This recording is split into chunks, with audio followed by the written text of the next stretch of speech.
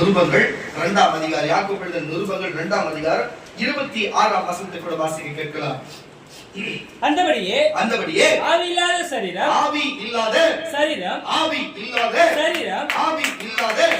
சரீரம் செத்ததா இருக்கிறது போல கிரியை இல்லாத விசுவாசம் செத்ததா இருக்கிறது.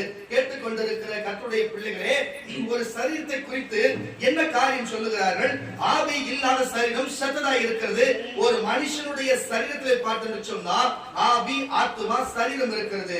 அப்போ ஒரு மனுஷனிடத்திலே ஆவி இல்லை என்று சொன்னா அந்த சரீரம் என்னவா இருக்கிறது?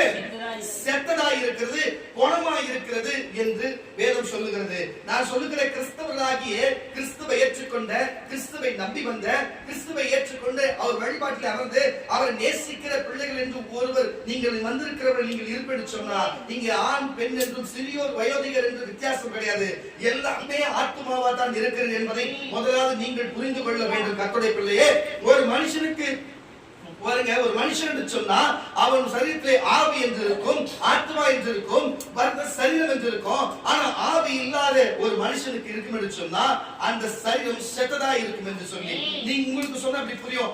உயிர் உடம்பு விட்டு வெளில வந்துச்சுன்னா போனமாய் செத்துறோம் சொல்லுவாங்கல்ல, அதே போலதான் ஆவி இல்லாத சரீரம் செத்ததா இருக்கிறது என்று சொல்லுகிறது.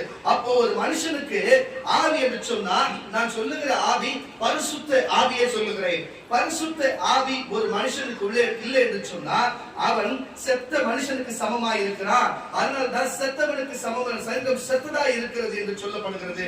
அப்போ ஒரு கிறிஸ்தவனா இருந்தா அவன் கிறிஸ்தவத்துக்குள்ளே இருப்பான் என்று சொன்னா அவனுக்குள்ளே பரிசுத்த ஆவியான வேண்டும், ஆவி அவனுக்குள்ளே தங்கி இருக்க வேண்டும். அப்பொழுது அது தங்கி இருந்து அவனுக்குள்ளே இருக்கும் என்று சொன்னா அவன் சரீரம் ஜீவனோடு இருக்கிறது என்று அர்த்தம். இல்லை என்று சொன்னா அவன் சரீரம் செத்ததா இருக்கிறது.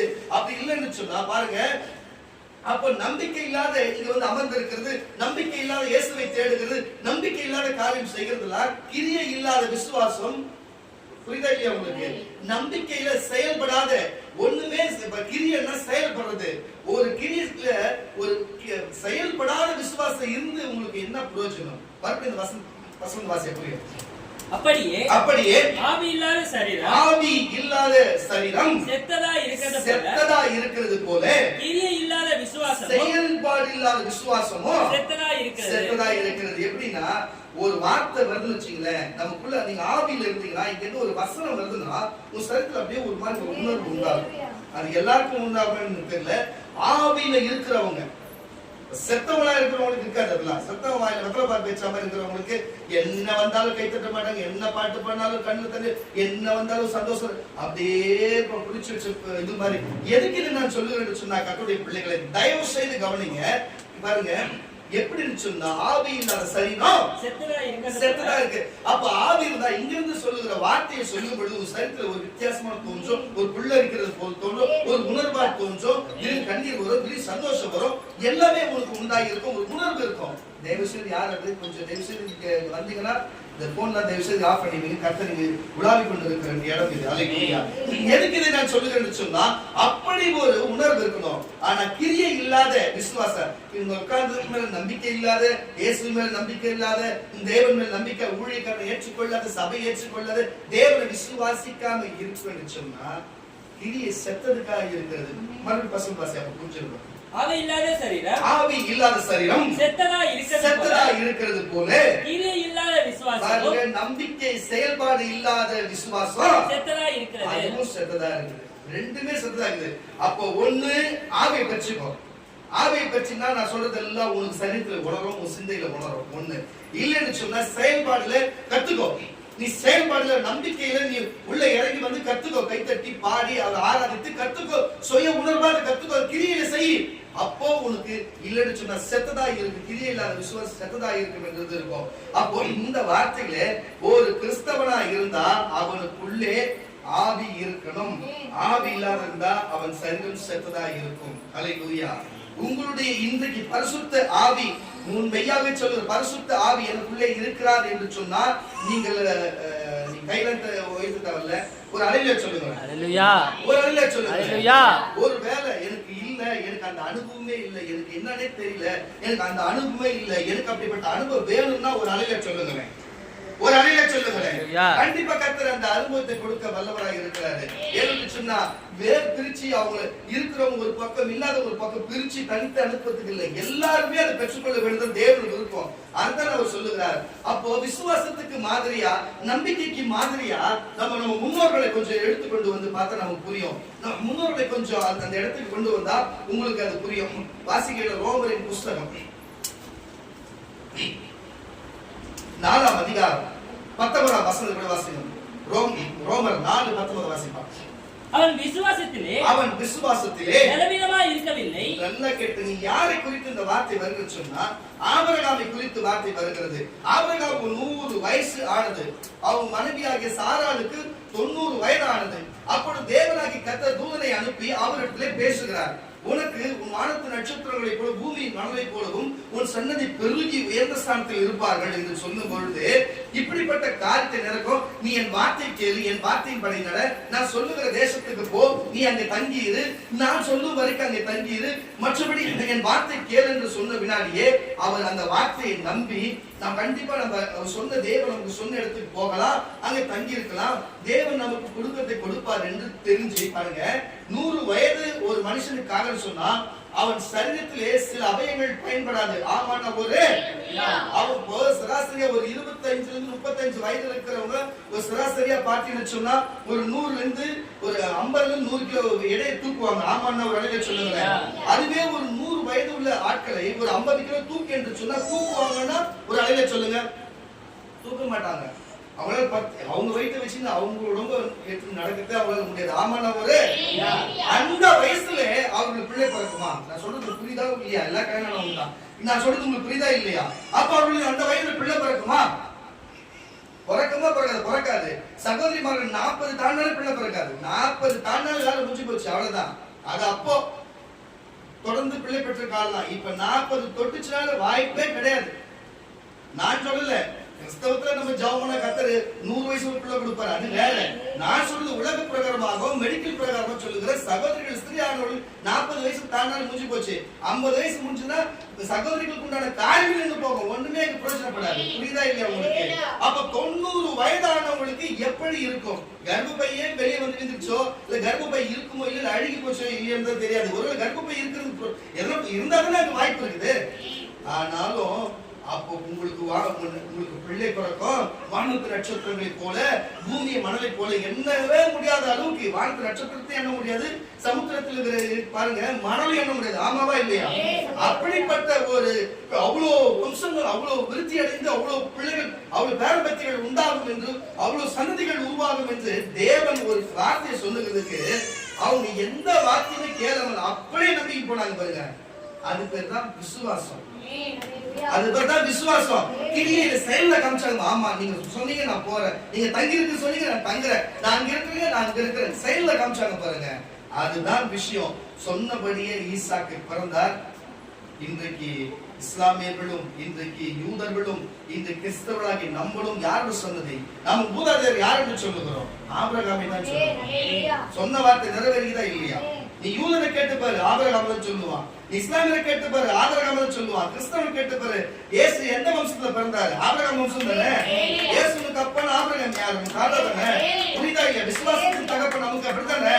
ஒரு அலையில சொல்லுங்களேன். அப்ப வாசிக்கு கேட்ட வாசி. அவன் விசுவாசத்திலே பலவீனமா இருக்கவில்லை. நல்லா கேட்டுங்க. விசுவாசம் சரித்திரமா பலவீனமா இருந்திருக்கலாம், ஆனா விசுவாசத்துல பலவீனமா இருக்கவில்லை. அவன் ஏறக்குறைய நல்லா கேட்டுங்க, நல்லா ஃபர்ஸ்ட் பாத்துங்க. சரீரத்திலே ஆவியில்லாத சரீரம், ஆவியில்லாத சரீரம். இவன் சரீரமே இங்க செத்து இருக்குது, ஆனா விசுவாசத்துக்கு உயிர் இருக்குது.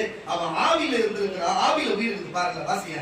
அவன் விசுவாசத்திலே பலவீனமா இருக்கவில்லை. அவன் ஏறக்குறைய 100 வயதுள்ளவனாய் இருந்த போதும் தன் சரீரம் செத்து போனதையும்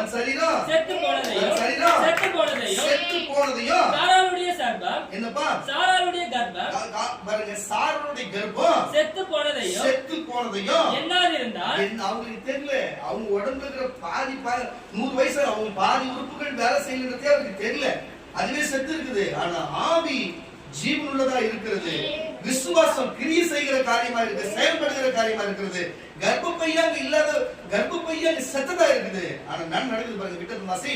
தேவனுடைய வாக்குத்தத்தத்தை, தேவன் சொன்ன இந்த இந்த இந்த வேத வசனம் என்னும் இந்த வாக்குத்தத்தத்தை குறித்து அவன் அவிசுவாசமாய் பாருங்க, நம்பிக்கையற்றவனாய் அல்லாம சந்தேகப்படாம தேவன் வாக்குத்தத்தம் பண்ணினார். ஒரு வார்த்தையை சொன்னார்னா நிறைவேற்ற வல்லவராய் இருக்கிறார் என்று சொல்லி முழு நிச்சயமாய் நம்பி முழு நம்பிக்கையோடு இருந்து தேவனை சந்தோஷப்படுத்தினார். விசுவாசத்தில் வல்லவனானார். பாருங்க, விசுவாசத்திலே வல்லவனானார். கரங்களை தட்டி ஒரு ஒரு மனுஷனுக்கு கிறிஸ்தவனா இருந்தா விசுவாசம் எப்படிப்பட்ட விசுவாசமா இருக்கும்? அதுக்கு முன்னாடி பாருங்க, எந்த காரியத்தை அவன் தொழுது கொண்டிருந்தானோ, என்ன செய்து கொண்டிருந்தானோ எனக்கு தெரியாது. ஆனா தேராகு அவர் தகப்பன் என்ன காரியம் செய்தார் வேதத்தில் இருக்கிறது. ஆனா தேவனை ஏற்றுக்கொண்டு தேவன் வார்த்தை கேட்டு வந்த பின்னாடி இன்றைக்கு 3 வம்சங்கள், 3 இனமொழி மக்கள் பேசுகிற மக்கள், ஒரு பக்கம் இஸ்லாமியர், ஒரு பக்கம் கிறிஸ்தவர், ஒரு பக்கம் யூதர் என்று இன்றைக்கு உலகத்திலே அதிகமான நாடுகளை கைப்பற்றினவர்கள் யார் என்று சொன்னா இஸ்லாமியர்களும் கிறிஸ்தவர்கள் நாடு தான் அதிகமா இருக்கிறது. யூதருக்கு நாடு என்று சொன்னா இஸ்ரவேல் ஒன்றுதான் இருக்கு. புரியுதா இல்லையா? ஆக மக்கள் 100க்கு 90 மடங்கு நாடுகள் யார் ஆபிரகாமின் சன்னதிகள் வாழ்கிற நாடா இருக்குது. மிச்சம் இருக்கிற ஒரு 28 மொத்தம் 120 நாடுகளுக்கு மேல அங்கீகாரம் பெற்ற நாடுகள். 90 நாடுகள் கிறிஸ்தவ நாடு, இஸ்லாமிய நாடா தான் இருக்கிறது. புரியுதா இல்லையா கர்த்தருடைய பிள்ளைகளே? தயவு செய்து புரிந்து நீங்க கேளுங்க. என்ன காரியம்? நம்பிக்கையோடு இருந்த காரியம். இன்றைக்கும் ஆபிரகாமை குறித்து பேசுகிறார் சொன்னா அவர் தேவன் மேல் வைத்த நம்பிக்கை குறித்து பேசுகிறார்.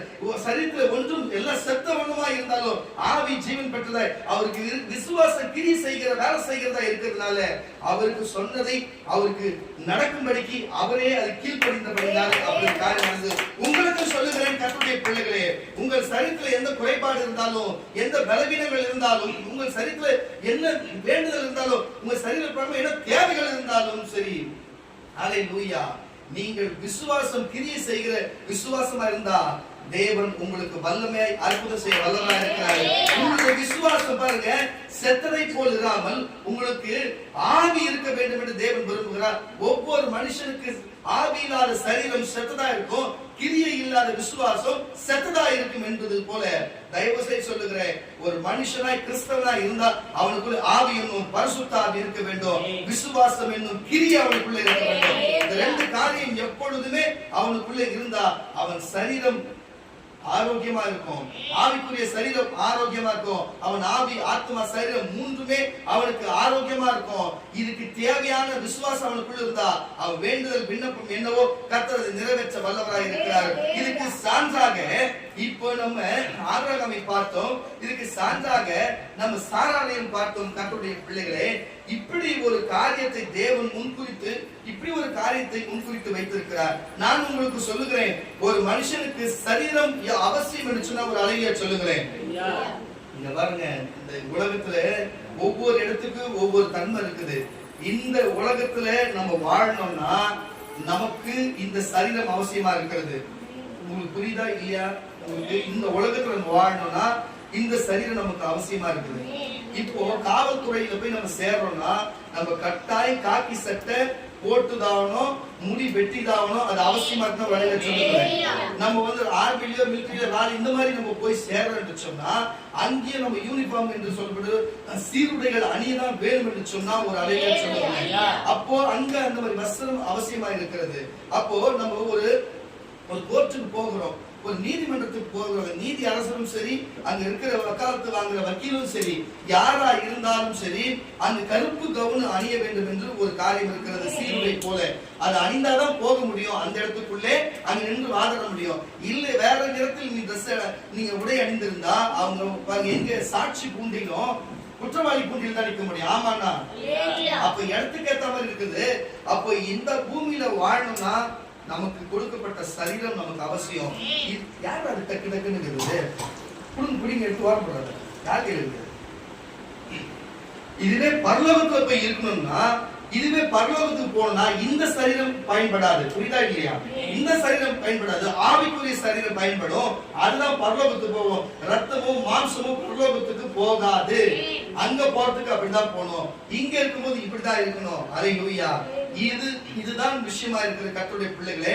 அப்போ இங்க வாழ்கிற ஒரு வேலை செய்யறதுக்கே நமக்கு உடைகள் மாறணும்னு சொன்னா, ஒரு நாட்டுக்கு போகணும்னு சொன்னா அந்த நாட்டில பல சட்ட திட்டங்கள் இருக்கிறது. அந்த நாட்டினுடைய உடைகள் தான் அணியணும், அந்த நாட்டில் இருக்கிற உணவு தான் சாப்பிடணும். பல நாடுகளில் பல வித்தியாசங்கள் இருக்கிறது.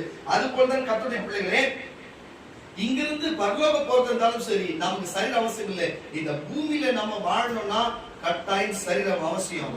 ஆவி இருக்கும், நான் சொல்ல ஆவி முக்கியம் சொன்ன ஆவி இருக்கும், ஆத்மா முக்கியம், ஆத்மா இருக்கும். ஆவிய ஆத்மா வச்சு இந்த பூமியில நீ வாழ்ந்தினா ஒரு பொருள் உன்னால தூக்க முடியுமா? ஒரு பொருள் எடுக்க முடியுமா? எல்லாரையும் பார்க்கலாம், ஆனா உன்னால போய் ஒரு பொருள் எடுக்க முடியுமா? ஆவியில இருந்தா எப்படி எடுக்க முடியும்?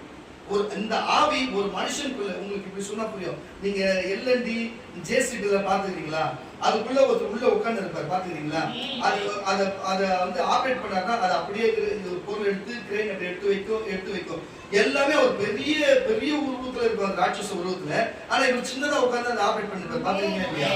அது போலதான் நீங்க ஆவி சின்னோண்டு இவ்வளோண்டுதான் உள்ளுக்குள்ள இருக்குது நமக்குள்ள. அதுதான் இவ்வளவு பெரிய சரித்தை உள்ள உட்கார்ந்து ஆபரேட் பண்ணிருக்கு. புரியுதா இல்லையா? நீங்கள் ஆவியிலும் ஆத்மாவிலும் இருக்கு பாருங்க. நீங்க ஆத்மாக்கள், நானும் ஆத்மாக்கள்.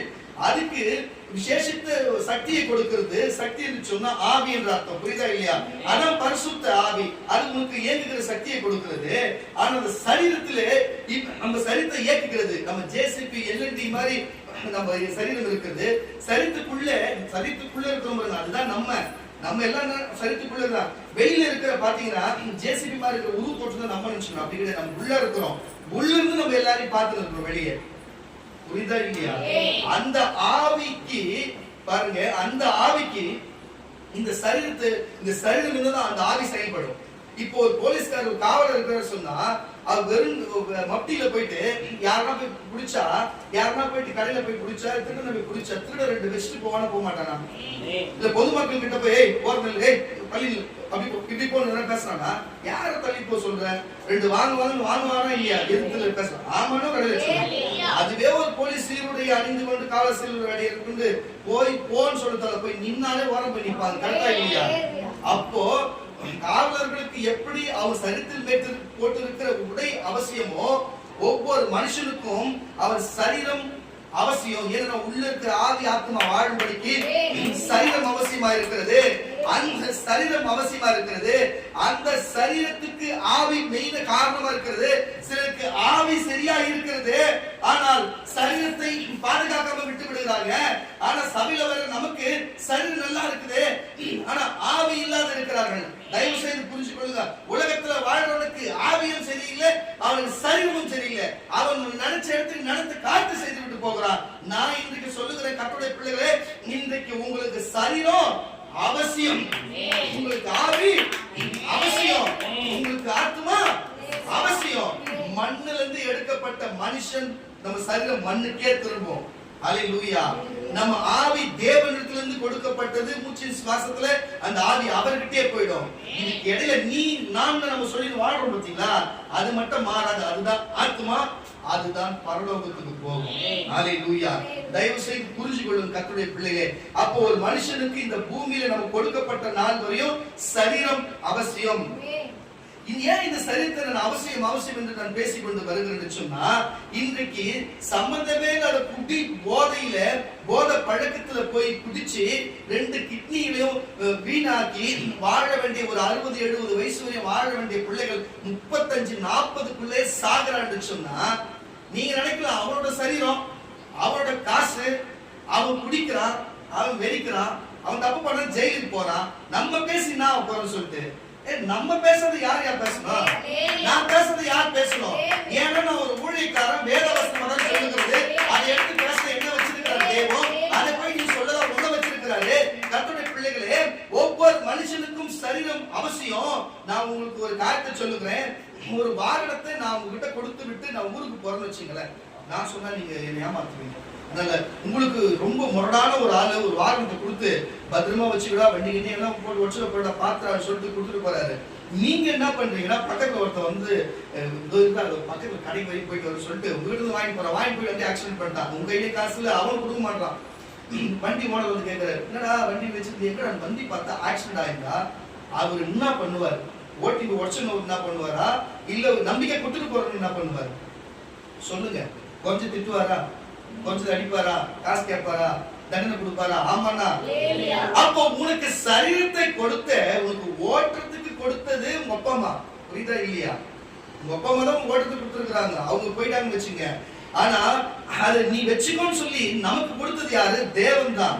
அப்ப தேவன் வெளியில போனது, தேவன் கொடுத்துட்டு போன தேவன் மறுபடியும் நம்ம ஆயுசு முடியும் போது வந்து நின்று கேட்டாருன்னா, நம்ம சரீரத்தை வாகனத்தை உடைச்சு வச்சிருந்தா கேள்வி கேட்பாரா? கேட்க மாட்டாங்க. அப்போ ஒவ்வொரு மனுஷனும் தூர தேசத்துக்கு, தூர இடத்துக்கு போகணும்னா ஒரு வண்டி அவசியமா, ஒரு 2 சக்கர வாகனம், 4 சக்கர வாகனம் அவசியமா இருக்கிறது போல இந்த ஆவியும் இந்த ஆத்மாவும் சுமந்து கொண்டு நம்ம நினைக்கிற இடத்துக்கு போக வேண்டும் சொன்னா இந்த வாகனத்தை போல, இந்த ஜேசிபி போல இருக்கிற இந்த சரீரத்தை வச்சுதான் அங்க இங்க நவர முடியும், ஒரு பொருளை எடுக்க முடியும், ஒரு பொருளை சாப்பிட முடியும், அப்படி இருக்க முடியும். கர்த்தருடைய பிள்ளைகளே, தயவு செய்து நான் சொல்லுகிற கர்த்தருடைய பிள்ளைகளே, வாகனம் இருக்கும், வாகனத்துக்கு பெட்ரோல் போட்டாதான் வாகனம் ஓடும், எந்த வாகனமா இருந்தாலும் சரி. அப்ப மனுஷனுக்கு சாப்பாடு கொடுத்தாதான் அவன் தொடர்ந்து இயங்குவான். ஆவிக்கும் ஆத்மாக்கும் சாப்பாடே தேவையில்லை. எதுக்கு இதை சொல்லுகிறது சொன்னா, உங்களுக்கு வாகனத்தை போல ஒரு வாகனத்தை கொடுத்தாலே சில பேர் தொடச்சு பக்கா வச்சிருப்பாங்க. அதனால வெயில் பட்டாத அளவுக்கு துணி போட்டு வைப்பாங்க, கவர் போட்டு வைப்பாங்க, தொடச்சு வைப்பாங்க, மாசத்துல வாட்டர் வாஷ் பண்ணி வைப்பாங்க, கட்டிங் ஆயில் அடிப்பாங்க. ஆமாண்ணா. ஒரு 6 மாசத்துக்கு ஒரு வாட்டி சர்வீஸ் பண்ணுவாங்க, இல்லைன்னா ஒரு 15,000 கிலோமீட்டருக்கு ஒரு வாட்டி சர்வீஸ் பண்ணுவாங்க, ஆயில் மாத்துவாங்க, செக் பண்ணுவாங்க. இந்த மாதிரி எல்லா காரியத்தை பண்ணுவாங்க. எதுக்கு பண்றாங்க? அப்படியே ஓட்டலாம், அப்படியே ஓட்டினா வண்டி போயிடுமே, அதிகமான செலவு வச்சிருமே.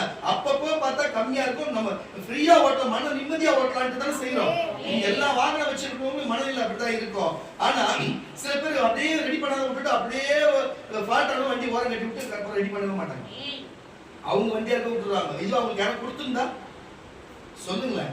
அப்ப இதுல இருந்து என்ன சொல்றேன்னா, இங்க வந்திருக்கிற ஒவ்வொரு மனுஷனுடைய சரீரமும் அவருடையது இல்லை என்பதை முதல்ல புரிஞ்சுக்கணும். அது எந்த சமூகத்தை சார்ந்த, எந்த இனத்தை சார்ந்த, எந்த மொழியை சார்ந்தவனா இருந்தாலும் அந்த பேச்சு கிடையாது.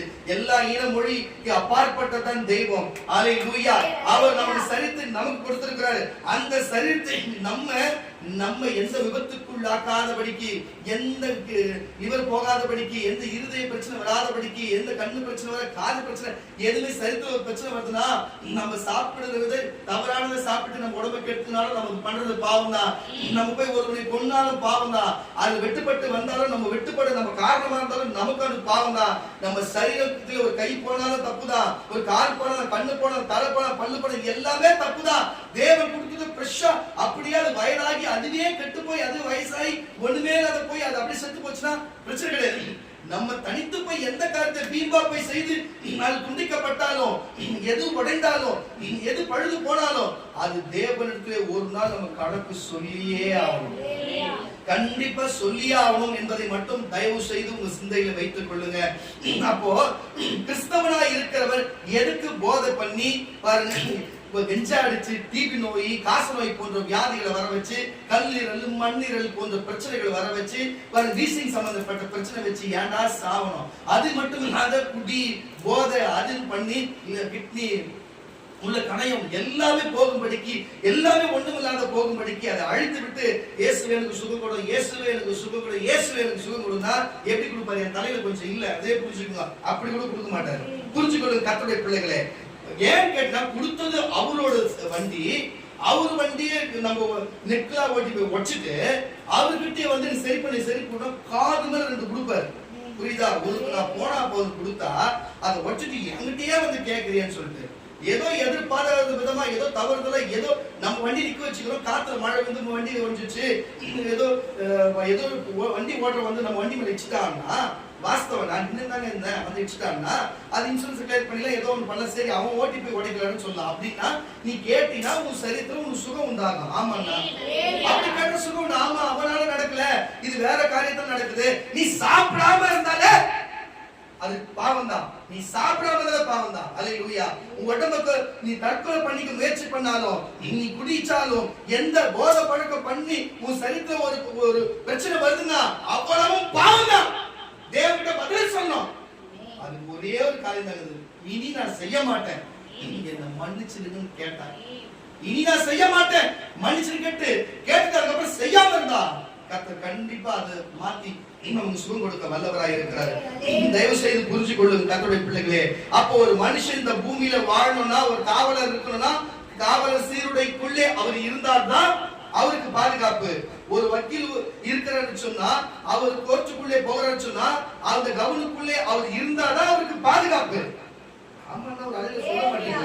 அப்ப மிலிட்டரி ஒருவர் இருப்பார்னு சொன்னா, அவருடைய உடைக்குள்ள அவர் இருந்தாதான் அவருக்கு ஒரு பாதுகாப்பு.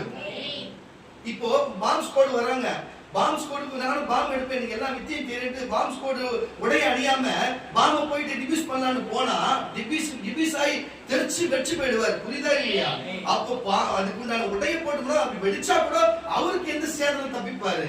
அப்போ ஒரு சரீரம் காக்கப்படனால மேல இருக்கிற அந்தந்த அதிகாரத்தில் இருக்கிற வஸ்திரத்தை போட்டு அணிந்தாதான் அப்படி ஒரு அதிகாரம் இருக்கிறது. ஆமாண்ணா, ஒரு அலைய சொல்லுங்களேன்.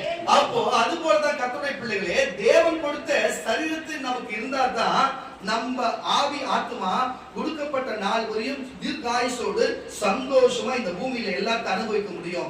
எந்த போத பழக்கம் எதுவுமே இல்லைன்னு சொன்னா, கூடுதலா ஒரு 15-20 ஆண்டுகள் இந்த பூமியை பார்த்து ஜனங்களை பார்த்து சந்தோஷமா திருப்தியான வாழ்க்கை வாழ்ந்து விட்டு போகும். ஒரு அலையில சொல்லுங்களேன்.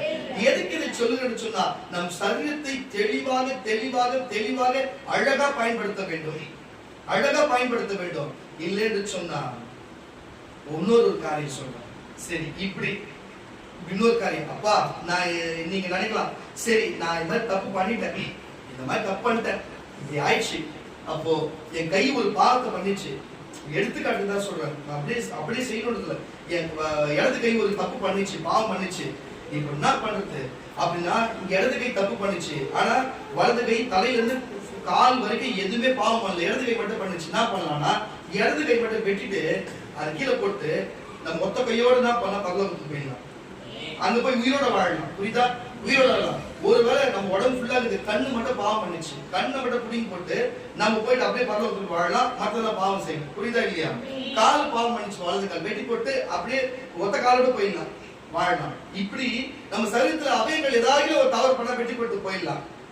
எப்படி சொல்ற, அது எப்படி நான் புரியாம சொல்றேன்னா, ஒரு சுகர் வியாதி ஒருத்தவங்க வந்துச்சு வச்சுங்க, அவங்களுடைய தவறு நிமித்தம் ஏதோ சுகர் வியாதி வந்திருக்கு, அவங்க சரீரத்துல ஒரு சுகர் வியாதி வந்திருக்குது. அப்போ அவங்களோட விரல்ல ஒரு புண்ணு வந்துச்சு சுகர் நிமித்தம் அதிகமா. அவங்க சரியா மாத்திரை கவனிக்க, அவங்க சுகர் இருக்கிறது தெரிஞ்சு அவங்க கரெக்டான வேலைக்கு சாப்பிடாம, வேலைக்கு மாத்திரை போடாம, அவங்க சரீரத்தை அவங்க கவனிக்காம இருந்தா கண்டிப்பா பாவம் அவங்களுக்கு தான். அந்த பாவத்தின் மீது என்ன பண்ணும், அது புண்ணாய் மாறும். புண்ணாய் மாறினா அந்த இன்ஃபெக்ஷன் அவன் விரலுக்கு வரும். டாக்டர் என்ன சொல்லுவாங்க, விரல் எடுத்தா தானே அந்த இன்ஃபெக்ஷன் வந்து காலுக்கு ஏறாதுன்னா விரல் எடுப்பாங்க. இவங்க சரி விரல் எடுக்க கூடாது, விரல் எடுத்து நினைச்சிட்டாங்கன்னா அது காலுக்கு ஏறும், காலை முழுசா எடுப்பாங்க. புரியுதா இல்லையா? அப்ப அது வரையும் எடுத்துட்டாங்கன்னா அதுக்கப்புறம் அந்த இன்ஃபெக்ஷன் வேற இடத்துல ஏறாது, காலோட போயிடும். இவங்க கொஞ்ச நாளைக்கு ஒரு 10-15 வருஷத்துக்கு உயிரோட இருப்பாங்க. நானும் அந்த மாதிரி நிறைய பேரை பார்த்திருக்கேன். அது 10 வருஷம் 5 வருஷம் அப்புறம் மறிச்சு போயிருக்கிறாங்க. ஒரு அலையில சொல்லுங்க. அப்போ அவங்க அந்த இன்ஃபெக்ஷன், அந்த கிருமி, அந்த கெட்ட கிருமி, அந்த பாவ கிருமி கட் பண்ணி போட்டோம்னா அதோட போயிடுது. மிச்சம் இருக்கிற சரீரமாச்சு ஆரோக்கியமா இருக்கு. ஆமாண்ணா. அதுக்கப்புறம் அந்த சுகரோடைய கண்ட்ரோல் பண்ணும்படிக்கு எல்லா மாத்திரையும் மருந்தையும் வேலைக்கு சாப்பிட்டு கரெக்டா மெயின்டைன் பண்ணாங்கன்னா அவங்க கரெக்டா இருப்பாங்க. ஒரு அலையில சொல்லுங்க. அப்ப கரெக்டா இருப்பாங்க. இப்படிப்பட்ட காரியத்தை தான் வேதம் சொல்லுகிறது, இயேசு சொல்லுகிறாரு.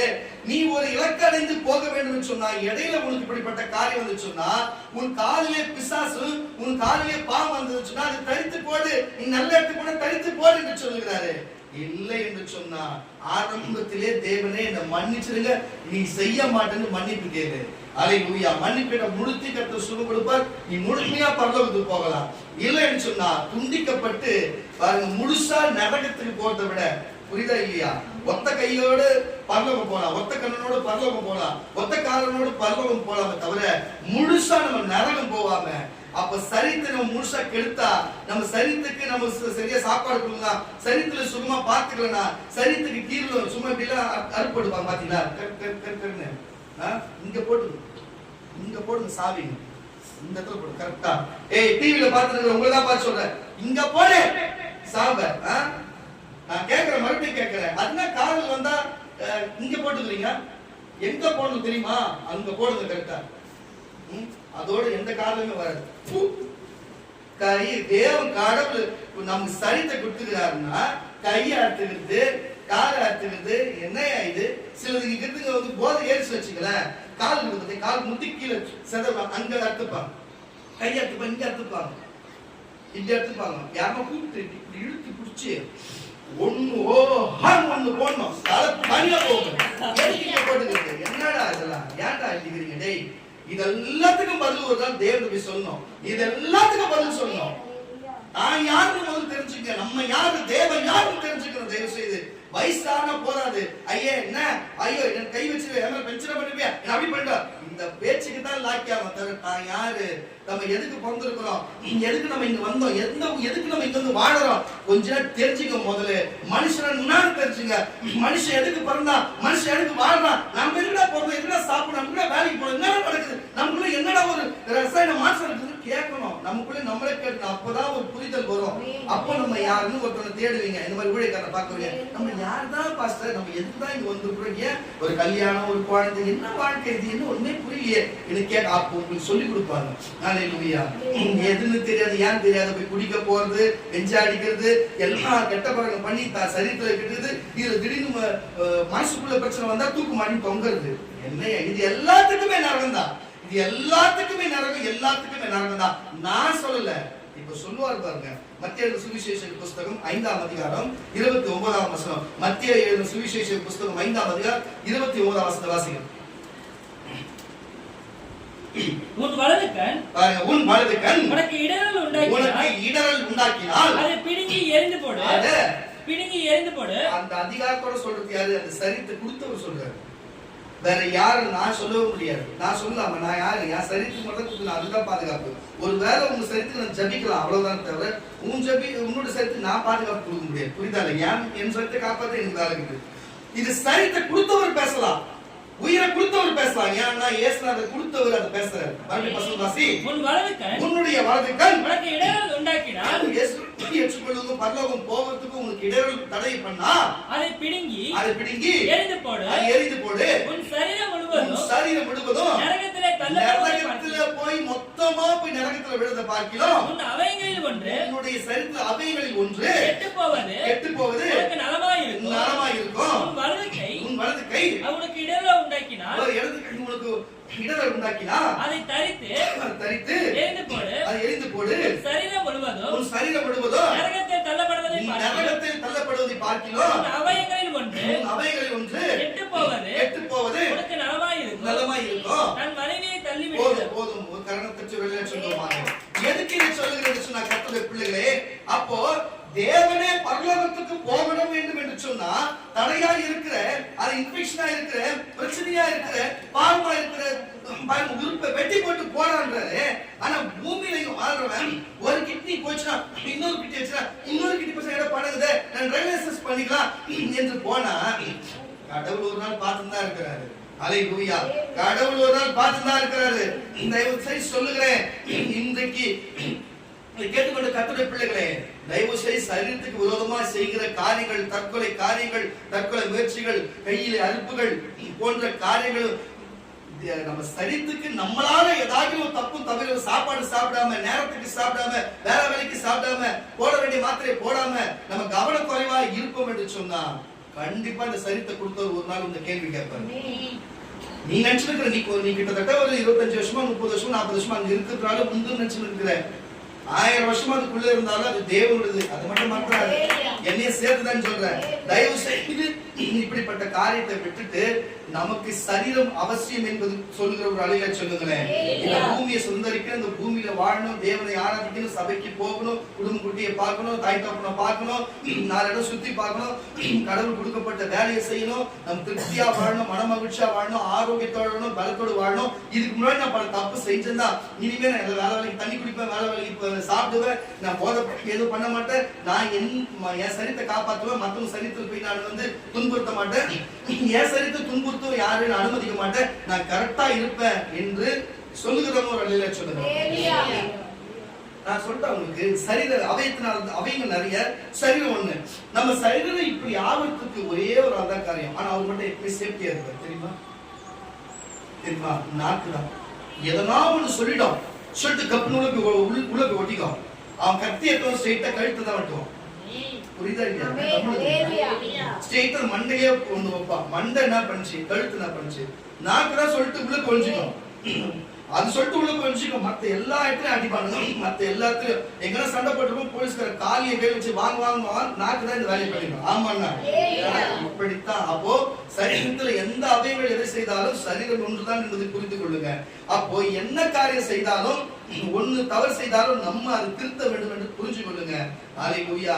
தயவு செய்து நம்ம நோக்கம் எல்லாம் பரலோகம் போவதும், முக்தி அடைவதும், சித்தி அடைவதும், தேவனுடைய பாதத்தில் போய் சேர்வதுதான் இந்த பூமியிலே நமக்கு கொடுக்கப்பட்ட நாட்கள். அவரை பூமியில ஆராதிக்கணும், சந்தோஷமா இருக்கணும், கொடுக்கப்பட்ட வேலையை செய்யணும், மற்றபடி நம்ம குடும்பத்தோடு சந்தோஷமா இருக்கணும். சந்தோஷம் மனமகிழ்ச்சியோடு வாழத்தான் தேவன் அவருடைய சரித்தை நமக்கே கொடுத்திருக்கிறார். நம்ம சரீரம் நல்லா இருக்கணுன்றதுக்காக. இப்போ நம்ம சரீரம் நல்லா இருக்கிறதுக்காக ஆடோட சரீரத்தை சாப்பிடணும். ஒரு அழகா சொல்லுங்க. செய்ய மாட்டோம். இது சாப்பிடுங்க மாடு சொல்லிட்டா அதையாங்க சொல்லுங்களேன். உன் சரீரம் நல்லா இருக்கணும்னா இப்ப மூட்டு வலிக்குது வச்சுங்க, கால் ஆட்டுக்கால் சூப்பு குடிக்க சொல்லுவாங்க. புரியுதுங்களா? அது மாதிரி மாட்டுவால் சூப்பு குடிக்க சொல்லுவாங்க. அது போல நம்ம சரி நல்லா இருக்கணும்னா ஆடோட சரீரத்தை நம்ம புசிக்கிறோம், மாடோட சாப்பிடுறோம், கோழி இதை சாப்பிடுறோம், எல்லாத்தையும் சாப்பிடுவோம்னு வச்சுங்க. எதுக்காக? நம்ம நல்லா இருக்கணும். டாக்டர் அதான் சொல்றான், கண்டுபிடிப்பா தானே இருக்குது. குழந்தைக்கு தலை நிக்கணும்னா தலைக்கறி சாப்பிட்டு குழந்தைக்கு பால் கொடுக்க சொல்லுங்க. சொல்லுவாங்களா இல்லையா? இடுப்பு வலி சாப்பிட்டா சரி இடுப்பு சூப் வச்சு கொடுப்பா சரியாயிடும் பெரியவங்க சொல்றாங்களா இல்லையா? அப்போ ஒரு சரித்தை சாப்பிட்டா நமக்கு இப்படிப்பட்ட காரியம் நடக்குது. ஆனா நான் ஒரு சரித்தை சொல்லுகிறேன், அந்த சரித்தை சாப்பிட்டா உனக்கு பாவமே தான் போயிடும். நீ இந்த உலகத்துல எந்த சரித்தை சாப்பிட்டாலும் உடம்பு நல்லா இருக்கு, நான் மாற்றத்தை சொல்லவில்லை. ஆனா பூமியில தான் இருக்க முடியும். ஆனா நான் சொல்றத சரித்தை சாப்பிட்டா பரலோகத்துக்கு போக முடியும். அதுதான் இயேசுவின் சரீரம். இயேசுவின் சரீரம் இருக்கிறது. அல்லேலூயா. ஏன்னா உன் சரீரம் என் சரீரமும் பாதுகாப்போடு ஆரோக்கியத்தோடு இருக்கும்படிக்கு அவர் தன்னுடைய சரீரத்தை கொடுத்திருக்கிறார். வாசிக்க கேட்கலாம். 1 கொரிந்தியர் புஸ்தகம் 15 1 கொரிந்தியர் 15 44 வாசியம்.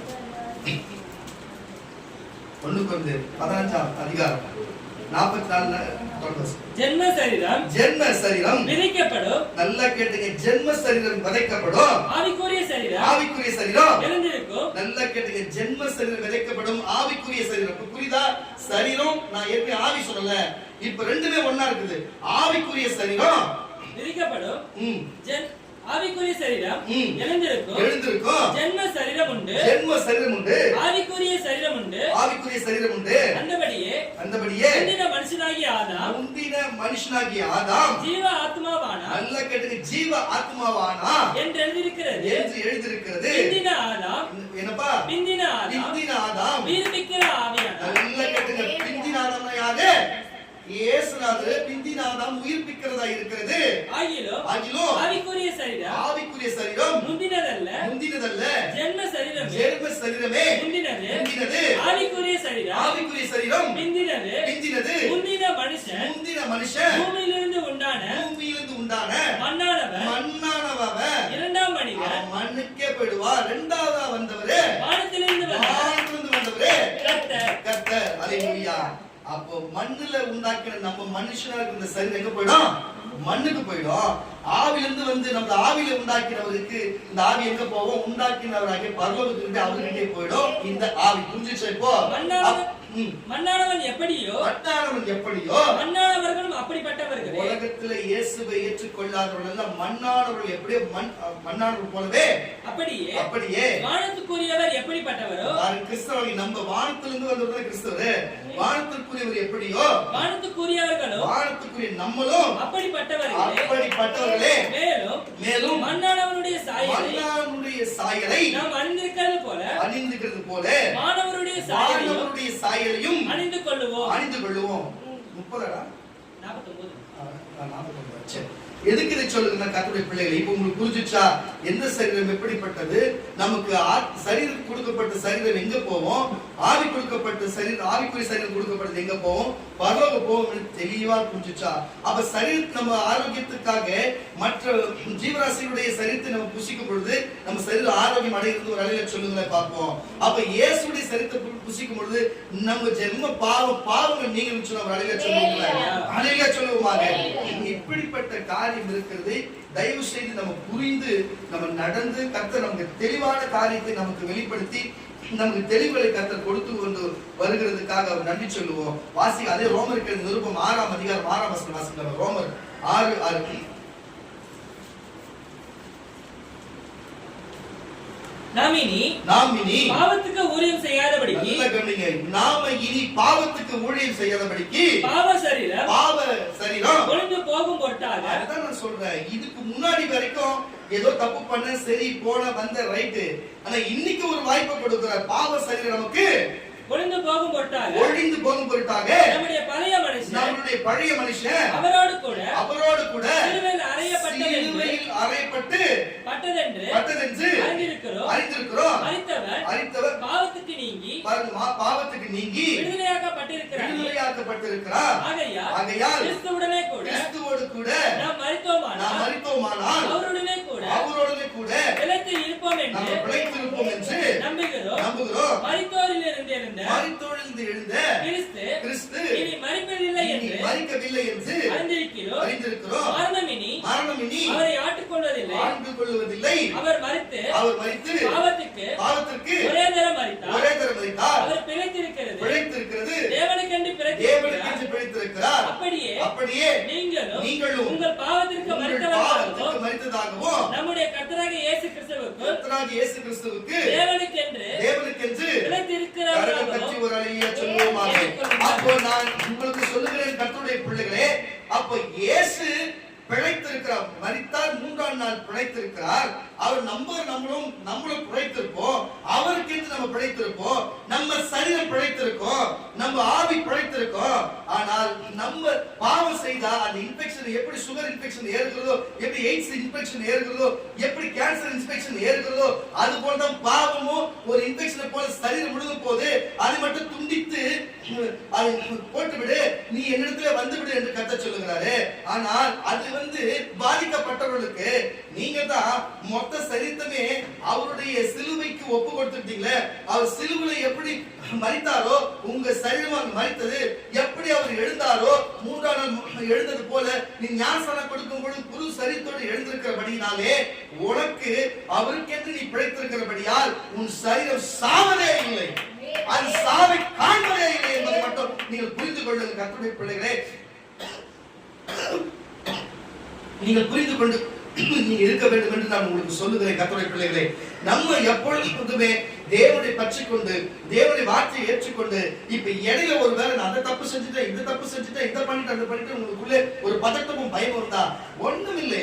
அப்படியே மன்னிப்பு கேட்டு இனி நான் செய்ய மாட்டேன், என் சரீரத்தை காக்கும்படிக்கு என் சரீரத்துக்கு நீ கரெக்டா இருப்ப, இது கொடுத்தவருக்கு நான் கரெக்டா இருப்பேன், மற்றவங்களுக்கு நான் எந்த தொல்லையாவும் இருக்க மாட்டேன் என்று தயவு செய்து உங்களுக்குள்ள எண்ணத்துக்குள்ளே நீங்கள் அந்த மனதுக்குள்ளே வைத்துக் கொண்டு சொன்ன வார்த்தை கேட்டு என்ன சொன்னா, உன் சரீரம் நல்லா இருந்ததுக்காகத்தான் அவர் சரீரம் 39 சவுக்கடிப்பட்டார்.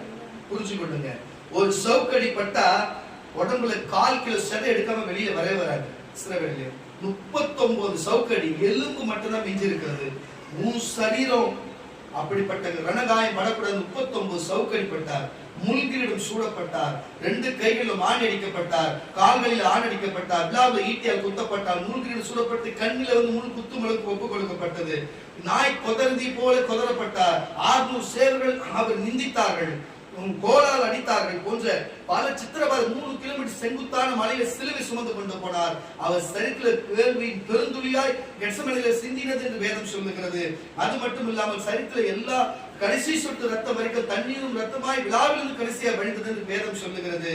இப்படிப்பட்ட கோரமான காரியம் எந்த கிறிஸ்தவ அவர் நம்புகிற மக்களுக்கு ஆகக்கூடாது, வியாதி இருக்கக்கூடாது, நோய் இருக்கக்கூடாது, சரீரம் நல்லா இருக்கணுன்றதுக்காகத்தான் இயேசு குஷ்டரோகிகளை தொட்டு சுகப்படுத்தினார், குருடர்களை தொட்டு கண்ணை கொடுத்தார், காது கேட்காத இல்லாத தொட்டு காதை செத்த சடலத்தை தொட்டு ஜீவன் பெற்று எழ செய்தார். ஏன்னா சரீரம் கொடுத்தவனுக்கு தான் அந்த அக்கறை தெரியும், வண்டி ஓனருக்கு தான் தெரியும், வண்டி ஒடிச்சிட்டு வந்தா ஐயோ இப்படி கஷ்டமாயிடுச்சு தெரியும், பெத்தவனுக்கு தான் தெரியும் பிள்ளைங்களுக்கு அடிபட்டுச்சுன்னா கஷ்டம்னு. அதனாலதான் உலகத்துல எந்த மார்க்கமும் எந்த காரியமும் செய்யாத ஒரு பெரிய மார்க்கத்தை, பெரிய அற்புதத்தை, செத்தவங்களை எழுப்பினது இயேசு ஒருவர் தான். இயேசுவை சார்ந்திருக்கிற ஊழியக்காரர்கள் பல பேர் எழுப்பியிருக்கிறார்கள். அதை புரிந்து கொள்ளுங்க. ஏன்னா வண்டிக்கு ஓனர் அவரு, அவருக்கு எங்க சுற்று கட்டின ஆரம்பம் தெரியும், எதை முத்திரம் ஸ்டார்ட் ஆகும், எங்க சோக்கு பிடிக்கணும், எங்க கை வைக்கணும், எங்க சோக்கு எடுக்கணும், எங்க அடைப்பணும் தெரியும். அதனால்தான் அவர்கிட்ட ஜபிக்கும் பொழுது எல்லா கல்லு வெளியே வருகிறது, எல்லா கட்டிகள் மாறுகிறது, எல்லா கேமரல் மாறுகிறது, எல்லா எரிச்சல்கள் அடங்குகிறது, செத்தா ஜீவன் பற்றி எழுதுகிறார்கள். ஏன்? உருவாக்குறவர் அவர் தானே. அதான் இயேசு இந்த பூமியிலே எல்லாருக்கும் சுகம் கொடுக்கிறவர் அவர் தான். இது புரிஞ்சுச்சா? ஏன்? அவர் நம்புகிறவர்களுக்கு அவர் சரீரம் சுகமா இருக்கணும். சுகமா இல்லனா தேவன் அவரே ஒரு நாள் கேள்வி கேட்பார். அதனால்தான் யதார்த்தமா விபத்துல யதார்த்தமா நடந்தவனுக்கு எல்லாருக்கும் அவர் சுகத்தை கொடுத்தார். வீண் வம்பாய் செய்கிறவனை கர்த்தர் அவனை கட்டாய நரகத்தை தள்ளுவார். நீங்கள் எந்த கேட்டகரியில இருக்கிறீங்க? எதிர்பாராமல் நடந்ததா, சரி கவனத்தோடு நடந்ததா, மன்னிப்பு கேளு. கர்த்தர் உன் சரீரத்தை சுகப்படுத்துவார், உன் வாழ்க்கையை சுகப்படுத்துவார், உன் சரீரத்தை மாற்றி அவருடைய ஆவிக்குரிய சரீரமாய் மாற்றுவார், அவரை போல மாற்றுவார். நான் சொன்னேன், ஆடு மாடு சரீரத்தை புசிக்கும் பொழுது சரீரம் சுகமாகும் என்று சொன்னார். அவருடைய சரீரமே வந்திருக்கிறது, சுகம் அல்ல, சுகத்துக்கு சுகமாய் மாறி இருக்கும். அவர் ரத்தம் வந்திருக்கிறது. புரிஞ்சு கொள்ளுங்க கர்த்தருடைய பிள்ளைகளே. தானியேலின் புஸ்தகம் 10ஆம் அதிகாரம் 6ஆம் வசனம் முடிச்சலாமா? தானியேலின் புஸ்தகம் 10ஆம் அதிகாரம் 6ஆம் வசனம் பாருங்க. ஒரு கடாவுடைய சரீரம் எப்படி இருக்கும், ஒரு காளையோட சரீரம் எப்படி இருக்கும், ஒரு சேவலோட சரீரம் எப்படி இருக்கும். ஆனா தேவனுடைய சரீரம், தேவ தூதனானவருடைய சரீரம், அது என்ன அவர் பார்க்க எப்படி இருக்கும், அந்த சரீரத்தை தான் இங்கு வைத்திருக்கிறோம். வாசிப்பாங்க. அவருடைய சரீரம் படிக பச்சை போலவும், அவருடைய முகம் மின்னலின் பிரகாசத்தை போலவும், அவருடைய கண்கள் எரிகிற தீபங்களைப் போலவும், அவருடைய தோள்பட்ட புயங்கள், அவருடைய கால்களும் துலக்கப்பட்ட வெண்கல நிறத்தை போலவும், அவருடைய வாயிலிருந்து புறப்படுகிற வார்த்தையின் சத்தம் ஜனக்கூட்டத்தின் ஆரவாரத்தை போலவும், தானியேலாகிய நான் மாத்திரம் அந்த தரிசனத்தை தரிசனத்தை பார்த்து இப்படி இருப்பார் என்று அவர் வர்ணிச்சு எடுத்திருக்கிறார். இப்படி இருக்கிறவர் தான் இங்கு சரீரமாய் வைத்திருக்கப்பட்டிருக்கிறது. விசுவாசம் கிரியை இல்லாத விசுவாசம், கிரியை இல்லாத விசுவாசம். அப்ப நீங்க விசுவாசிக்கிறீங்களா? அவ்வளவு அழகா போட்டு வாங்கி வர அதுக்கு பதில் சொல்ல தெரியல. நீ நம்புறதா விசுவாசம் தானே? அப்ப அலையா சொல்லு கத்தி, ஒரு அலையா சொல்லுமா? அப்ப அந்த சரீரம் இங்க வந்திருக்கிறது கர்த்தருடைய பிள்ளைகளே. தானியேல் பார்த்தார் தேவ தூதனானவரை. அந்த தூதனானவர் தான் இயேசுவாய் மனுக்குலத்திலே பூமியில் அவதரித்தார். அதே இயேசு, இது உங்களுக்காக பிற்கப்படுகிற என் சரீரமாகிய புது உடன்படிக்கை, ரத்தத்தினாகிய புது உடன்படிக்கை, என் நினைவு கூறும்படி செய்யுங்கள் என்று தான் சரீரத்தை பிடித்துக் கொடுக்கும்படி அதை செய்தார். இன்றைக்கும் நமக்கு ஆலயம் நினைவு செய்யும் சொன்னபடினால் இன்றைக்கும் அதை செய்யும். ஏன்? அவருடைய சுகம் நமக்கு வரணும் என்று சொல்லி, அவருடைய இப்போ சில தொத்துலாம் நம்ம ஒட்டிக்க பாத்துக்கிறீங்களா? சில பேர் வந்து காசு சளி துப்புனாலும் மிர்ச்சா நமக்கு காசு நோய் பாத்துக்கிறீங்களா? கேன்சர் இருக்கிறவங்களுக்கு ரத்தம் நமக்கு ஏத்திட்டா, ஒருவேளை எய்ட்ஸ் இருக்கிறவங்க ரத்தம் தெரியாத ஏத்திட்டா, எய்ட்ஸ் வந்து தெரியுமா உங்களுக்கு? ஒரு வேலை சொல்லுங்களேன். அப்போ பரிசுத்தம் உள்ள, வல்லமை உள்ள, சத்தியம் உள்ள, உலகத்தை அந்த சராசரங்களை ஆளுகிற அவருடைய ரத்தம் உனக்குள்ள ஏறினா அதுதான் வரும். ஒரு விசுவாசம் செத்து போனதுக்கு சமமாக என்னதான் பண்ணுகிறீங்க? ஒரு அலையா சொல்லு. அவர் சரீரம் அப்படிப்பட்டதா இருக்கிறது கர்த்தருடைய பிள்ளைகளே. மூட்டு வலிக்கு சாப்பிட்டா சரி, ஒரு கால் வலிக்கு ஆடுடைய கால் சூப்பு சாப்பிட்டா சரியாயிடும் சொல்லும் பொழுது அதுக்கே சரீரம் அப்படி ஒரு பலன் அடையுதான். உண்மையாவே கொஞ்சம் உடம்பு தோய்ந்து இருக்கிறவங்களுக்கு பாத்தீங்கன்னா இந்த மாதிரி சூப்ல வச்சு கொடுத்த உடம்பு கொஞ்சம் டக்குன்னு ஒரு குடிமானமா இருக்கும். பாத்துக்கிறீங்களா? நாங்களா அது உணர்ந்து இருக்கிறோம். அப்போ அதுக்கே அவ்வளவு பவர் இருக்கு. அப்ப இதுக்கு எவ்வளவு பவர் இருக்கும்? ஒரு அலைய சொல்லுவோம். அதெல்லாம் சொல்லுவாங்க கர்த்தருடைய பிள்ளைகளே. தயவு செய்து புரிந்து கொஞ்சம் கடவுள் கர்த்தருக்காக கொஞ்சம் அவர் வார்த்தையின்படி நடங்க, அவர் வார்த்தையின்படி கேளுங்க, அவர் வார்த்தையின்படி நடங்க. 1 கொரிந்தியர் புஸ்தகம் 11ஆம் அதிகாரம் 29ஆம் வசனம். 1 கொரிந்தியர் புஸ்தகம் 11ஆம் அதிகாரம் 29ஆம் வசனம். இப்ப இது வரைக்கும் ஒரு குறிப்பிட்ட வெளித்தோற்றத்துக்குள்ள சூப்பரான காரியத்தை சொல்லிட்டேன். இப்போ ஒரு 4 வருஷம் 2 வருஷம் தான் இருக்கும். இப்ப நீங்க செய்ய போறது மட்டும் இந்த வசனம் இருக்கு. அதை மட்டும் கேட்டு நான் முடிச்சிடலாம். எண்ணத்தினாலே நீர் அபாத்திரமாய் போஜனமாக பண்ணுகிறவர். அதுதான் சொல்றேன். இப்ப நான் ஒரு தூரம் சொன்னேன், நீங்க நான் சொன்னேன் இன்னைக்கு வராதவங்க பிரச்சனை கிடையாது, வந்தவங்க எல்லாமே பரிசுத்தம், வந்தவங்க எல்லாமே தேவனுடைய அழைப்பினால வந்துக்கிறீங்க சொன்ன எந்த மாற்றமும் இல்லை. ஆமாண்ணா ஒரு அழகா சொல்லுங்க. அப்போ உங்களுக்குள்ள இருக்கிற கசப்புகளை, உங்களுக்குள்ள கோபங்களை, உங்களுக்குள்ள மனக்குழப்பங்களை, சகோதரன் மேலேயோ சகோதரி மேலேயோ யார் மேலேயோ எது இருந்தாலும் சரி, கோபங்களோ மார்க்க பேதங்களோ எதுவோ என்னென்ன காரியம் இருக்கிறதோ, மரியாதை குறைவான தன்மையோ, எது நீங்கள் மற்றவருடைய மனதை கஷ்டப்படுத்தினாலோ இல்ல ஒருவேளை உங்களை யாரும் துன்பப்படுத்தினா யாரா இருந்தாலும் சரி, தயவு செய்து ஒரு வேலை தேவனுடைய பாத்திர சன்னிதானத்தில் இருந்து, தேவனே என் மனதை சுத்தப்படுத்தும், என் இருதயத்தை சுத்தப்படுத்தும், சிந்தையை சுத்தப்படுத்தும், கண்ணை சுத்தப்படுத்தும், சரத்தை சுத்தப்படுத்தும் என்று கேட்டு நம்ம சுத்திகரிக்கப்படும், அவர் ரத்தத்தால் சுத்திகரிக்கப்படும் போது அப்ப நம்ம இதை புசிக்கப்படுது. அது அபாத்திரமா வராது, அது தேவனுடைய அனுகிரகத்தினால வரும். அவ்வளவுதான் நான் கேட்கிறேன். நீங்க எல்லாம் சித்தத்தில் தான் வந்துக்கிறீங்க. கேட்க வேண்டிய கடமை நீங்க கேட்கணும். வாசியா எண்ணத்தினாலே நீ அபாத்திரமாய் போஜனமானம் பண்ணுகிறவன். அபாத்திரமா போஜனமானம் பண்ணுகிறவன் கர்த்தருடைய சரீரம் என்னதென்று நிதானத்தை என்னன்னு தெரியாது, நிதானத்தை அறியாம தனக்கு அவனுக்கே அக்கினி நரகத்துக்கு போகும்படிக்கு போஜனமானம் பண்ணுகிறான். நீங்க அப்படி பண்ணாம தேவனுடைய வார்த்தைக்கு கீழ்ப்படிச்சு மன்னிப்பு கேட்டு பண்ணும்போது தேவன் அதை மனசார அவரே பிட்டு உங்களுக்கு கொடுக்கிறார். அல்லேலூயா. உங்களுக்கு சொன்னா உங்களுக்கு இப்படி சொன்னா புரிஞ்சிடும். ஒரு மாடு இருக்குது, கறி வேணும், ஓடி போய் மேல மாடு போய் காலை வெட்டின்னு வந்துட்டா அது முடியுமா? வெட்ட முடியுமா? அது ஒரு வெட்டா அது எட்டி நம்ம ஒதுங்கும். கரெக்டா இல்லையா? அது முறைப்படி தடவி விட்டு படுக்க வச்சு கழுத்து அறுத்து, அதுக்கப்புறம் கழுத்து அறுத்து ரத்தம் வெள்ளது மற்ற வேலையை பார்ப்பாங்க. அப்படித்தானே உண்மை? ஆனா நம்ம அவரை தானே சாப்பிடுறோம் ஸ்ட்ரெயிட்டா பாப்பா ஒரு கை வெட்டிக்கிற கால் வெட்டிக்கிற மாதிரி இருந்தா ஒண்ணு போட்டு அனுப்ப மாட்டாரு. அவரே பிச்சு கொடுக்கணும், அவரே மனசு வந்து கொடுக்கணும். அவர் சொன்னார், என் ரத்தத்தினால புது இன்னும் புதும்படி இதை செய்யுங்கள், சரீரத்தினால புது இது அப்பமா இருக்கிறது, இதை குசியுங்கள் கொடுத்தது போல அவரா கொடுக்கணும். அவரா கொடுக்கறது நீங்க வாங்கணும். புரியுதா இல்லையா? அப்ப நீங்க அப்ப எடுத்தா தவறுதான். புரியுதா இல்லையா? அது தவறுன்னு சொல்றதுனா நீங்க செய்யற மீறுதல், தவறுகள், தப்புகள், அதை மன்னிப்பு கேட்டு செய்யுங்க. கர்த்தர் மன்னிப்புக்கு இறங்க, அவர் மனசு இறங்கி ஐயோ என் குழந்தை மன்னிப்பு எடுத்து கரெக்டா இருப்பான்னு சொல்லிட்டு நாங்க கொடுப்பாரு. சரி நீங்க தேவன் கொடுக்கணும்னு சொல்லுகிறோம். கரணம் தட்டி வேலையா சொல்லுவோம். அப்போ இப்படிப்பட்ட காரியம் இருக்கிறது. கர்த்தருடைய பிள்ளைகளை வாசிக்க கேட்கல. எபிரேயர் புஸ்தகம் 10ஆம் அதிகாரம் 10ஆம் வசனம். எபிரேயர் 10ஆம் அதிகாரம் 10ஆம் வசனம் முடிச்சலாம். இயேசு கிறிஸ்துவினுடைய சரீரம், நல்லா கேளுங்க, இயேசு கிறிஸ்துவினுடைய சரீரம் ஒரு தரம் பலியாகப்பட்டதினாலே, ஒரே தரம் இயேசு கிறிஸ்துவின் சரீரம். அதுதான் சொல்ல வருகிறேன். இவ்வளவு நான் வசனம் வச்சு போராடினாலும் இதுதான் சொல்ல வருது. இயேசு கிறிஸ்துவின் சரீரம் ஒரே தரம் பலியானதினாலே அந்த சித்தத்தின்படி நாம் பரிசுத்தமாக்கப்பட்டிருக்கிறோம். அப்ப இந்த உலகத்திலே நம்ம பரிசுத்தமாக்கப்படுகிற ஒரே ஒரு ரத்தம் இயேசு கிறிஸ்துவின் ரத்தம் தான். அல்லேலூயா. பரிசுத்தமாக்கப்பட்டிருக்கிறோம். அன்றியும் எந்த ஆசாரியனும் நாடோறும் ஆராதனை செய்கிறவனாயும் இயேசு கிறிஸ்துவின் சரீரம் ஒரே தரம் பலியாகப்பட்டதினாலே அந்த சித்தத்தின்படி நாம் பரிசுத்தமாக்கப்பட்டிருக்கிறோம். அவருடைய முழு மனதோடு இருக்கிற சித்தத்தின்படி அதெல்லாம் பரிசுத்தமாக்கப்பட்டிருக்கிறோம். கர்த்தருடைய பிள்ளைகளே, ஞானஸ்நானம் எடுக்கப்பட்டிருக்கிறோம், மனம் திரும்பப்பட்டிருக்கிறோம், ரட்சிப்படையப்பட்டிருக்கிறோம், தேவனுக்கு கீழ்ப்படிந்து இந்த வேளையில எல்லாரும் ஒரே நிறத்தில் வஸ்திரத்தை அணிந்திருக்கிறோம். சில கீழ்ப்படியாதவர்கள் வேற வஸ்திரம் அணிந்து வந்திருப்பார்கள். இருந்தாலும் இருந்து போகட்டும். எதுக்கு இதை சொல்லுகிறது சொன்னா, கர்த்தருடைய பிள்ளைகளே, ஒரே ஆவி, ஒரே சரீரம், ஒரே சபை, ஒரே தேவன், ஒரே அப்பம், ஒரே ரத்தமாய் இருக்கிறபடினாலே கர்த்தர் இதை ஏக சிந்தையோட அவருடைய சித்தத்தோட நம்ம கொடுத்திருக்கிறார் என்பதை நம்ம உணர்ந்து கொள்ள வேண்டும். கர்த்தருடைய பிள்ளைகளே, அதே 1 கொரிந்தியர் புஸ்தகம் 10ஆம் அதிகாரம் 14ஆம் வசனம் வாசிங்க. 1 கொரிந்தியர் 10ஆம் அதிகாரம் 14.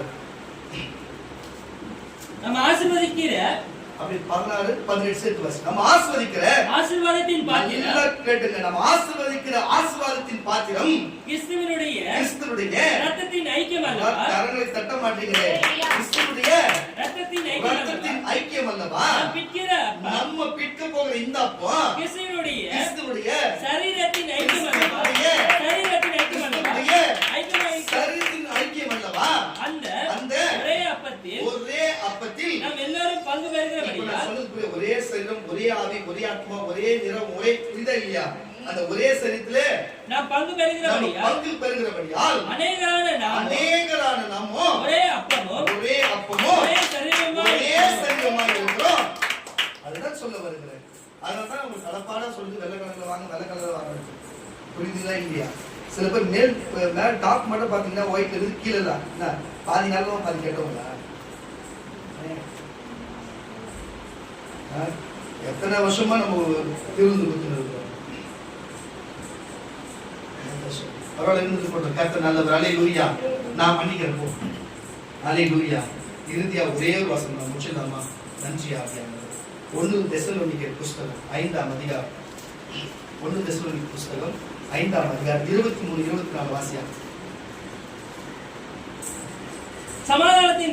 சமாதானத்தின் தேவன் நாமே உங்களை முற்றிலும் பரிசுத்தமாக்குவாராக. இன்னைக்கு வந்த உங்களுக்கு யார் யாரெல்லாம் விசுவாசத்தை மன்னிப்பு அவங்களுக்கு சமாதானத்தின் தேவன் தாமே முற்றிலும் உங்களை வந்திருக்கிற உங்களை பரிசுத்தமாக்குவாராக. உங்கள் ஆவி ஆத்துமா உங்கள் சரீரம் முழுவதும் நம்முடைய கர்த்தராகிய இயேசு கிறிஸ்து வரும்போது குற்றமற்றதா இருக்கும்படி இயேசு கிறிஸ்து வரும்போது குற்றமற்றதா இருக்கும்படி இப்ப புரிதா? உன் சரீரம் இயேசு கிறிஸ்து வருவார், கண்டிப்பா வருவாரு. அப்போ உன் சரீரம் வருதுல்ல, உன் சரீரம் குற்றமற்றதா இருக்கும்படிக்குனா அப்போ எங்க வெட்டுக்காயம் இல்லாத, யாரையும் வெட்டாத, எந்த நோய் இல்லாத, எந்த வியாதி இல்லாத ஆரோக்கியத்தோடு இருக்கும், குற்றமற்றதா இருக்கும் போது காக்கப்படுவதாக. அப்போ நீ காக்கப்படுவதாக உங்களை அழைக்கிறவர் உங்களை இன்றைக்கு சபைக்கு வா, நான் தான் இயேசு, நான் தான் வார்த்தை, நான் தான் வல்லமை, நான் தான் உங்களுக்கு ரத்தம், நான் தான் உங்களுக்கு சரிசை கொடுக்கிறேன். உங்களை அழைத்தவர் உண்மை உள்ளவர், சும்மா கிடையாது, உண்மை உள்ளவர். அவர் அப்படியே செய்வார். அவர் அப்படியே செய்வார். அப்ப கண்டிப்பா வருவாரு. கர்த்தர் நம்மளுடைய சரித்தை விசாரிப்பாரு, நம்மளுடைய நியாயத்திற்கு வருவாரு. இப்ப எந்த மாற்றமும் கிடையாது, கண்டிப்பா வருவாரு. தயவு செய்து சொல்லுகிறேன், அவர் என்னைக்கு வருவாரு, நாளைக்கு என்னால எல்லா தீர்க்கதரிசனமும் சொல்ல முடியும். சமுத்திரத்துக்கு என்ன நடக்கும் உங்களுக்கு தெரியும், அமெரிக்காவில் என்ன நடக்கும் சொல்லி பல தடவை சொல்லிக்கிறேன். இந்த வருஷம் அமெரிக்காவில் என்ன நடக்கும், இந்தியாவில் எந்த அரசியல் வரும், யார் யார் என்ன நடப்பாங்கன்னு சொல்லிட்டு என்னென்ன நடக்கும் என்று பல தடவை உங்களுக்கு சொல்லியிருக்கிறேன். ரெக்கார்டோட இருக்கிறது. என்னால எல்லாமே சொல்ல முடியும். ஆனா இயேசு என்னைக்கு ஒருவர் மட்டும் சொல்ல முடியாது. சில சிம்டம்ஸ் எல்லாம் எங்களுக்கு தெரியும். ஆனாலும் பெரிய பெரிய ஞானிகளும் பெரிய பெரிய வேதத்தை ரொம்ப கரைச்சி குடிச்சவங்க அந்த அர்த்தங்களை புரிஞ்சு கொள்வாங்க. எனக்கு அவ்வளவு ஞானம் கிடையாது. அதனால எனக்கு ஸ்ட்ரெயிட்டா சொல்றது மட்டும் தான், இங்க அமெரிக்கா இப்படி ஒரு நடக்கும் போது இன்னைக்கு இப்படி சுனாமி வரும், இப்படி பேரலை வரும், இப்படி ஒரு நிலநடுக்கம் வரும், இப்படி வியாதி ஒரு நோய் வரும்னு சொல்லுவாங்க. நான் அப்படி சொல்லுவேன், அது நடக்கும். அவ்வளவுதான் நடந்திருக்கு தெரியும். ஆனா இந்த காரியம் யாருக்குமே தெரியும். அவர் சிம்டம்ஸ் வச்சு சில கண்டுபிடிப்பாங்க, அவருடைய வழக்கத்தில் இருக்கிறவங்க அந்த மாதிரி உணரலாமே தவிர எப்படி சொல்றேன்னா, அவர் சொன்னார், நான் வரும் பொழுது கொள்ள நோய்களும் பஞ்சங்களும் பூமி அதிர்ச்சிகளும் ஜனத்துக்கு விரோதமாக ஜனமோ யுத்தங்களும் யுத்தத்தின் செய்திகளும் கேள்விப்படுவீங்க. கரெக்டா யுத்தங்களும் யுத்தத்தின் செய்திகள் கேள்விப்படுறோம். நடந்து எல்லாமே முடிஞ்சிச்சு. இதுல இருந்து நம்ம கணிச்சுக்கலாம். அப்போ அவர் வந்து இந்த மாசமோ இந்த வாரமோ இல்ல அடுத்த வாரமோ இல்ல இந்த வருஷமோ, புரியுதா இல்லையா? அப்படி அடையாளம் சொன்னார். சீசன் கேட்கும் போது பாருங்க, பூமி அதிர்ச்சிகளும் கொள்ள நோய்களும் பஞ்சங்களும் ஜனத்துக்கு ஜன விரோதமாக யுத்தங்களும் யுத்தத்தின் செய்திகளும் கேள்விப்படுவீர்கள். நான் அப்ப வருவோம் சமீபமா இருப்பேன். புரியுதா இல்லையா? அது மட்டும் இல்ல, இன்னொரு அடையாளம் சொன்னார். நீங்கள் அத்திமரம் துளிர்விடுவதை பார்க்கும் பொழுது அப்போ வசந்த கால சமீபமா இருக்க எண்ணிக்கொள்ளுனாரு. அத்திமரம், வெட்டப்பட்ட அத்திமரம் மறுபடியும் துளிர்த்துச்சு. எங்க இஸ்ரவேல் அத்திமரம். இன்னைக்கு இஸ்ரவேல் 1946 அந்த நாடு உங்களுக்கு கிடைச்சது, பிரிஞ்சு போய் வந்தாங்க. 1947 நமக்கு சுதந்திரம் வந்தது. அதுக்கு முன்னாடி நாடு கொடுக்கப்பட்டது. இன்னைக்கு நம்ம நாட்டோட பெரிய ஒரு பிரம்மாண்டமான நாடை மாத்தி வச்சிருக்காங்க. அப்ப வெட்டப்பட்ட அத்திமரம் மறுபடியும் துளுத்துருச்சு. 1946 துளுத்துருச்சு. புரியுதா இல்லையா? எல்லா அடையாளமும் நிறைவேறி இருக்கிறது. புரிச்சுக்கொள்ளும் கர்த்தருடைய பிள்ளைகளே, எல்லாமே நடந்து இருக்கிறது. அப்ப இயேசு வருகிறது மட்டும்தான் காரியம். இன்னொரு அடையாளம் என்னன்னு கேட்டீங்கன்னா, தேவாலயம் கட்டப்படும். சாலமோன் ராஜா கட்டது இடிச்சு போச்சு. அதுக்கப்புறம் மொர்தெகாய் மூலியமா, எஸ்தர் மூலியமா, அதுக்கப்புறம் கட்டப்பட்ட ஆலயங்களும் இடிச்சு போச்சு. இப்ப இறுதியா இருக்குது அவங்க கட்டப்பட்ட சுவர் தான். ஆனா அன்னைக்கு சாலமோன் ராஜா கட்டப்பட்ட ஆலயம் 40 வருஷமா பொருள் சேர்த்து கட்டினாங்க. இன்னைக்கு எத்தனை வருஷமா கட்ட முடியும்னு நினைக்கிறீங்க? இன்னைக்கு பொருள் எல்லாம் இருந்ததுன்னா எத்தனை வருஷத்துக்கு கட்டலாம்? சுமார் யாரு கேட்டா தெரியும்? அமெரிக்கா இருக்கிறாங்களா? அமெரிக்கா இருக்காங்களா? இன்னும் போயிட்டாங்களா? சரி, வேற யாரா இருக்காங்களா? சொல்ற மாதிரி தேவிகா இருந்தா சொல்லுமா பல தடவை ஓட்டுறது ஒரு காரில் கேட்டு. அப்ப 40 வருஷமா கட்டினது, 40 வருஷமா கட்டினது அப்புறம் 10 வருஷமா முடியும்னாங்க, 5 வருஷத்துல முடியும்னாங்க. ஒருத்தவங்க வந்து கான்ட்ராக்ட் கேட்டாங்க 1 வருஷம் முடியும்னாங்க சர்ச்சை கட்ட அந்த ஆலயத்தை கட்டுறதுக்கு. இப்போ ஒரு கான்ட்ராக்ட்காரங்க கேட்டிருக்கிறாங்க, அவன் சொன்னா 24 மணி நேரத்துல நான் சபை கட்டிட்டாரு. அப்ப எந்த அளவுக்கு அங்க டெக்னாலஜி இருந்ததுன்னா எல்லா பொருளும் இருக்குது, காலம் இருக்குது, எல்லாமே வெளிப்படுறதுக்கு எல்லாத்தையும் வச்சுட்டாங்க, ரெடியா இருக்குது. 24 மணி நேரம் இவ்வளவு லட்சம் கொடுத்து வச்சுக்கோங்க, வண்டி எடுத்து நிறுத்திடுவாங்க, அப்படியே அப்படியே டாக்டர் அதை அப்படியே எடுத்து செட் பண்ண வேண்டியதுதான். 40 வருஷமா கட்டினாங்க அந்த ஆலயத்தை. அது பாருங்க 24 மணி நேரத்தை கட்டி தரேன்றான்.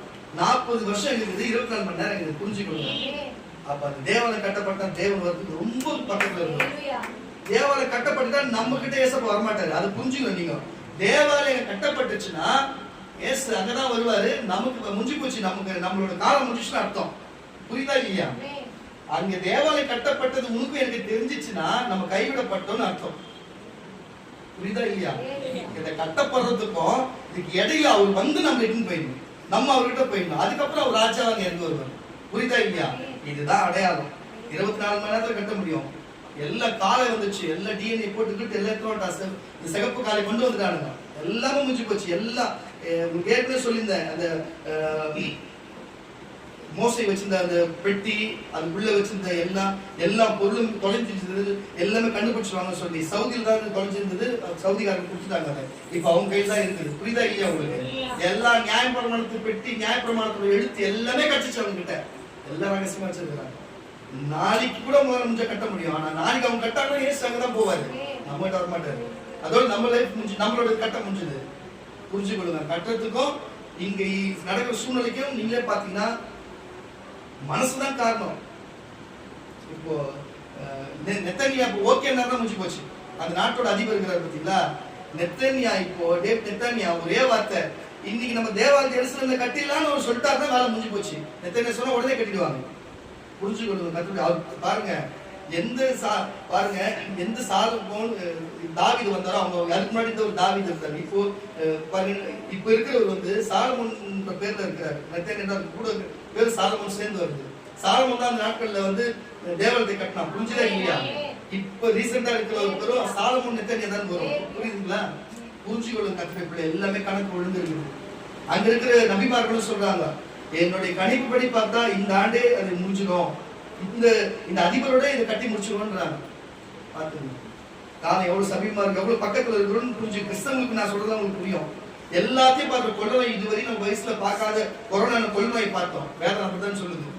நிலநடுக்கங்களை பார்த்தோம், பஞ்சங்களை பார்த்தோம். கொள்ளநோய் போனதுக்கு அப்புறம் எவ்வளவு பஞ்சத்துல சோமாலியா முதற்கொண்டு இந்தியா முதற்கொண்டு எல்லாரும் சாப்பாடு எவ்வளவு கஷ்டப்பட்டோம். நடந்துதான் இல்லையா? இப்ப யுத்தங்கள் எவ்வளவு யுத்தம். இங்க பக்கத்துல பாத்தீங்கன்னா ரஷ்யாவுக்கு பக்கத்துல இருக்கிற உக்ரைன் எவ்வளவு போர் நடக்குது. நடந்தா இல்லையா? எவ்வளவு போர் இருக்கும். அங்க இருக்கிற இஸ்ரேலுக்கும் பக்கத்துல இருக்கிற பாலஸ்தீனத்துக்கும் காசாக்கு எவ்வளவு போர் நடக்குது. இதெல்லாம் புரியலையே உங்களுக்கு?